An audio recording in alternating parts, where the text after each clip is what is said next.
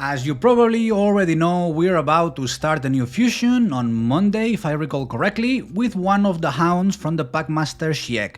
In this case, we have some news, and it's basically I'm gonna comment a bit about the events that we have right now, the ×2, and also to let you know that this month is not gonna be only one fusion, it's not gonna be only the dog, it's also gonna be double fusion month, including the master. Let's have a look at it.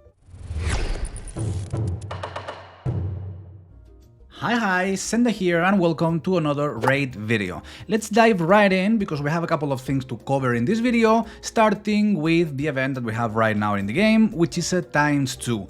In this case, we have a double event. We have on one side a ×2 in blue shards, in ancient shards, just a classic ×2 where you have double chances to get a legendary, you have 1%, and epic, and this is going to be pretty important if you're early in the game, and also a ×15, one of these progressive chances that I really don't like. I don't think nothing comes out useful out of this.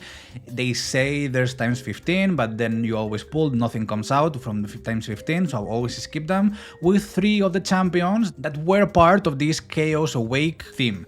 In this case, we have Tholin Fallbeard, which was the fusion champion for the last month, if I recall correctly.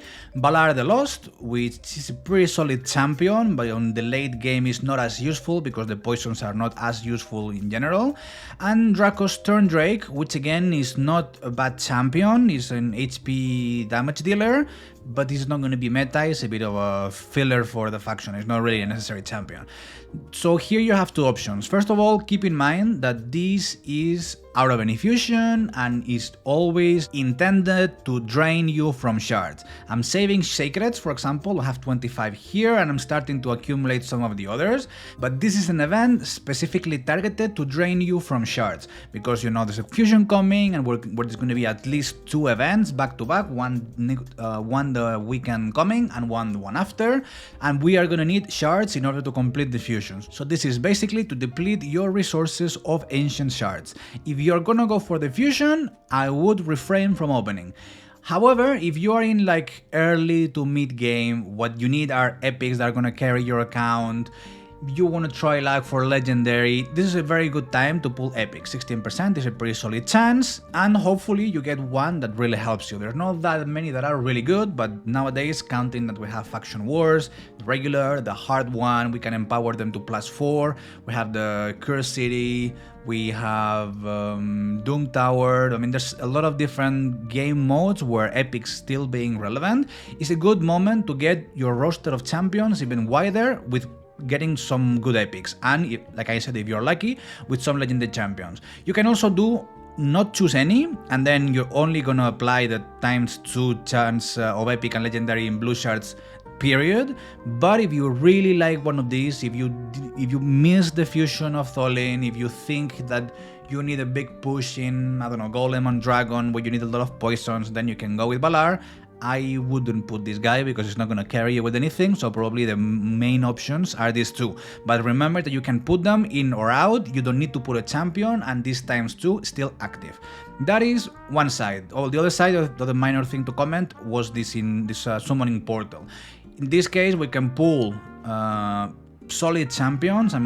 He is one of the best Unity faction champions. Then in terms of legendaries, Volcanoes is like one of the top ones. Then in terms of the legendaries, they're all pretty solid, they're all pretty good champions. And in terms of epics, probably apart from Achak, apart from Allure, apart from Magnar, maybe Door if you need help in Faction Wars just because it's a reviver. In terms of epics, the rest are very, very average, so not too interesting in there. And the main problem of this is that these shards are, you need to use the credit card because you barely get any, not barely, you get literally 1 pull by doing the free events. You get 1 pull and you're probably gonna pull an epic, and that's about it. So again, not a super interesting event. However, we got some news, and these news are interesting because every other Friday, they've been published this Friday, next week nothing, the one after, yeah. But in this case, they published this Raid Digest. This Raid Digest basically is a compilation of things they've been working on, or like sharing news, sharing some insights. if there's been some rebalance to be made or something. Normally they put it on this Raid Digest, and this week we have an interesting one because they haven't told the content creators that just published here that this month there's going to be indeed 2 fusions. So this is kind of the fluff from the beginning, this bit here. Crocat, the Throat Ripper, and Packmaster Shiek. As you most likely know, Crocat the Throat Ripper will join the game soon. When it happens, Packmaster Shiek's A1 description will include his new companion. Not only his A1 obviously, but the A1, the A2 and the passive I think is the one that mentioned the rest of the hounds. In this case, of course, it's going to mention also the new dog coming to the game. And also, by the way, in August you'll have an opportunity to fuse not only the doggo, not only the Crocat the Throat Ripper, but also to get his master for those who missed the Packmaster Shiek's fusion, and also the Crocat's the Throat Ripper soul from another activity to receive the most out of this pair. So basically we're gonna have 3 big events. We're gonna have the main fusion, which is gonna be the dog, a second fusion, which I don't know how easy it's gonna be, but I don't guess it's gonna be very easy. And on top of that, or after that, there's gonna be this event where we are gonna be able to get the 5-star soul for the dog. So it's gonna be a busy month, and there's a couple of things to take into consideration because yeah, the pair of the 2 are solid. They're both good champions. They're gonna combine well together. However, we don't know if there's gonna be more dogs coming. If this is, I think it's a pretty cool idea to have the Packmaster and then to release 3 or 4 good dogs, epics and legendaries that are going to be really useful, and then you have like a very powerful Hydra setup, which is him and 4 dogs or 5 dogs, and that could be a new meta for Hydra. This would be a great idea, however, not everything that is a good idea ends up getting implemented in the game. But basically, we're going to be able to have 2 fusions. Right now there's only 1 dog worth, which is this one, and since it's 2 fusions, normally you need to save enough resources for 1 single one. Imagine doing 2 at the same time, or in parallel, so I'm not really sure how are they going to be, if one is going to be easier than the other, I have no idea, but basically it's going to be a drain of resources, energy, silver, shards, like it's going to be a big drain of resources. Then below here they're talking about 2 more rebalances, in this case it's kind of 2 nerfs to 2 pretty powerful mythical relics. One is the Crown of Corruption and the other one is the Storm Caller.